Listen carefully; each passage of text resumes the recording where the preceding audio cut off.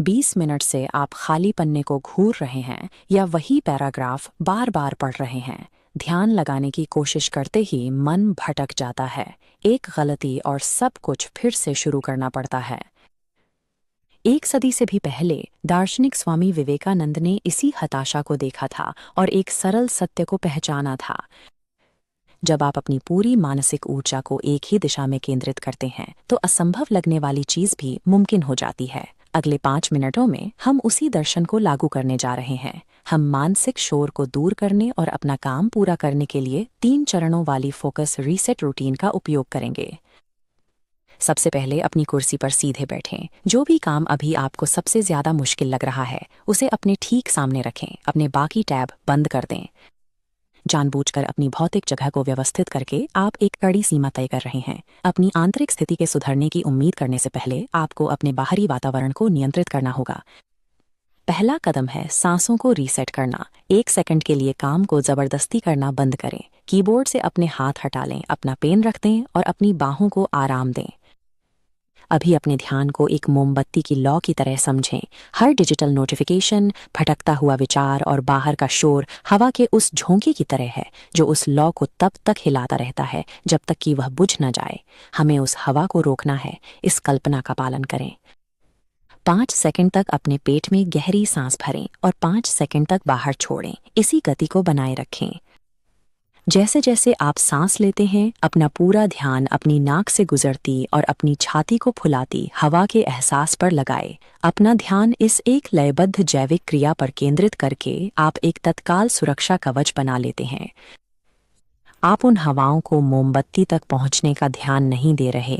सोच विचार से भटकाव का चक्र नहीं टूटता। सांसों से स्वायत्त तंत्रिका तंत्र को नियंत्रित करना भटकते मन की जंजीर तोड़ने का सबसे सटीक तरीका है।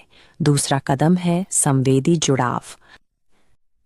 अब जब आपका मन शांत है तो आगे बढ़ें और अभी अपने काम में शारीरिक रूप से शामिल हों। अपनी उंगलियां वापस कुंजियों पर रखें या अपने पेन को हाथ में पकड़ें। उपकरण से मिलने वाले शारीरिक फीडबैक पर ध्यान दें। कागज पर पेन की नोक की रगड़ या अपनी उंगलियों के नीचे कुंजियों के दबाव को महसूस करें। इसके बाद अपनी सुनने की शक्ति को एकाग्र करें। अपने कार्यों की सूक्ष्म आवाज़ों को सुनें। स्याही के चलने की हल्की आवाज़ या प्लास्टिक की यांत्रिक क्लिक। यह मानव संज्ञान की एक बुनियादी सीमा के कारण काम करता है। जब आपकी शारीरिक इंद्रियां और आपका सचेत इरादा एक ही सूक्ष्म क्रिया पर टिक जाते हैं तो आपके मन में कहीं और भटकने की क्षमता ही नहीं रहती। आप देखेंगे कि आसपास का कमरा ओझल होता जा रहा है।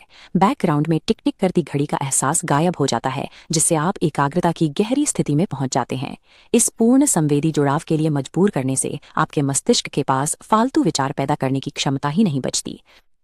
तीसरा कदम है साक्षी तकनीक। एकाग्रता की स्थिति में भी कोई ना कोई विचार अंततः आपकी एकाग्रता को तोड़ने की कोशिश करेगा। अपने वर्तमान ध्यान की स्थिति को अपने हाथ में रखे पानी से लबालब भरे गिलास की तरह समझें। यदि कोई विचलित करने वाला विचार आता है और आप उस पर हताशा या संदेह के साथ प्रतिक्रिया करते हैं तो आप गिलास को हिला देते हैं। पानी छलक जाता है और आपकी एकाग्रता टूट जाती है। प्रतिक्रिया करने के बजाय उस विचार को स्वीकार करें। इसे बह जाने दें और खुद को याद दिलाएं, मैं अपने विचार नहीं हूं, मैं केवल एक साक्षी हूं। ध्यान दें कि विचार आने पर क्या आपके कंधे तन गए या आपकी पकड़ मजबूत हो गई। उस शारीरिक तनाव को छोड़ दें और विक्षेप को अपने आप दूर होते हुए देखें। दखल देने वाले विचार दुश्मन नहीं हैं जिनसे आपको लड़ना है। वे बिना किसी नुकसान के गुजरते मौसम की तरह हैं। जब तक आप साक्षी के रूप में स्थिर रहते हैं वे गिलास को परेशान नहीं कर सकते। अभी एक त्वरित जायजा लें। आपकी सांसें स्थिर हैं, आपकी इंद्रियां सक्रिय हैं, आपका मन साफ है। हर बार जब आप ध्यान को वापस अपने काम पर लाते हैं तो आप अपने मन को ठीक उसी तरह ढालते हैं जैसे एक भारी हथौड़ा दहकते हुए गर्म लोहे को स्थायी रूप से आकार देता है। भटकाव के पहले संकेत पर ही इस 3 चरणीय दिनचर्या को अपनाकर एकाग्रता का यह गहरा स्तर अंततः आपकी स्वाभाविक जैविक स्थिति बन जाएगा। सच्चा फोकस एक अभ्यास सिद्ध कौशल है। कमेंट में बताएं कि आपने इस रूटीन से क्या काम पूरा किया। इसे किसी ऐसे व्यक्ति से साझा करें जिसे रीसेट की जरूरत है और व्यावहारिक दर्शन के लिए पीसफुल कर्मा को सब्सक्राइब करें।